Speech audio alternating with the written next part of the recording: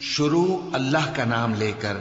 جو بڑا مہربان نہایت رحم والا ہے۔ اے چادر میں لپٹنے والے،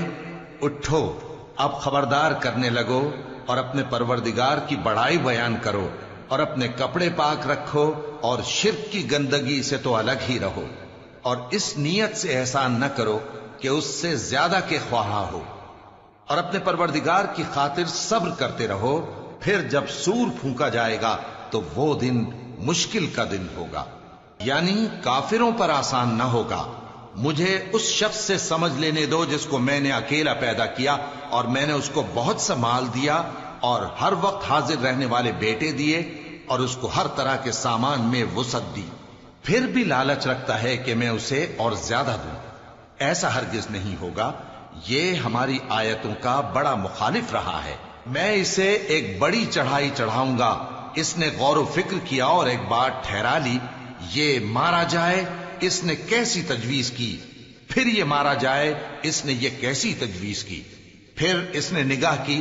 پھر تیوری چڑھائی اور منہ بگاڑا،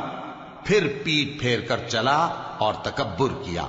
پھر کہنے لگا یہ تو جادو ہے جو پہلے لوگوں سے برابر ہوتا آیا ہے، پھر بولا یہ اللہ کا کلام نہیں بلکہ بشر کا کلام ہے، میں ان قریب اس کو سقر میں داخل کروں گا، اور تم کیا سمجھے کہ سقر کیا ہے؟ وہ ایسی آگ ہے کہ نہ باقی رکھے گی اور نہ چھوڑے گی، اور بدن کو جھلس کر سیاہ کر دے گی۔ اس پر 19 داروغہ ہیں، اور ہم نے دوزخ کے داروغہ فرشتے ہی بنائے ہیں، اور ان کا شمار کافروں کی آزمائش کے لیے مقرر کیا ہے، اس لیے کہ اہل کتاب یقین کریں اور مومنوں کا ایمان اور زیادہ ہو، اور اہل کتاب اور مومن شک نہ لائیں، اور اس لیے کہ جن لوگوں کے دلوں میں نفاق کا روگ ہے اور جو کافر ہیں کہیں کہ اس مثال کے بیان کرنے سے اللہ کا مقصود کیا ہے۔ اسی طرح اللہ جس کو چاہتا ہے گمراہ رہنے دیتا ہے اور جس کو چاہتا ہے ہدایت دیتا ہے، اور تمہارے پروردگار کے لشکروں کو اس کے سوا کوئی نہیں جانتا، اور یہ قرآن تو بنی آدم کے لیے نصیحت ہے۔ ہاں ہاں، قسم ہے چاند کی اور رات کی جب رخصت ہونے لگے اور صبح کی جب روشن ہو جائے کہ وہ آگ ایک بہت بڑی آفت ہے، انسان کے لیے ڈر کی چیز، یعنی اس شخص کے لیے جو تم میں سے آگے بڑھنا چاہے یا پیچھے رہنا چاہے۔ ہر شخص اپنے کرتوتوں کے باعث گرفتار ہوگا، مگر داہنی طرف والے نیک لوگ جنتوں میں ہوں گے اور پوچھتے ہوں گے، یعنی آگ میں جلنے والے گناہگاروں سے کہ تم دوزخ میں کیوں پڑے؟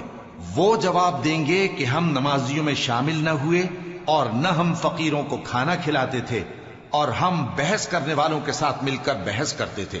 اور روز جزا کو جھٹلاتے تھے، یہاں تک کہ ہمیں موت آ گئی۔ تو سفارش کرنے والوں کی سفارش ان کے حق میں کچھ فائدہ نہ دے گی۔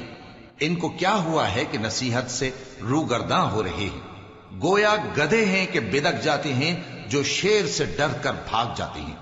اصل یہ ہے کہ ان میں سے ہر شخص یہ چاہتا ہے کہ اس کے پاس کھلی ہوئی کتاب آئے، ایسا ہرگز نہیں ہوگا۔ حقیقت یہ ہے کہ ان کو آخرت کا خوف ہی نہیں۔ کچھ شک نہیں کہ یہ قرآن نصیحت ہے،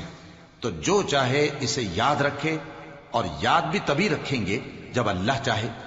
وہی اس لائق ہے کہ اس سے ڈرا جائے، اور وہی معاف کرنے والا ہے۔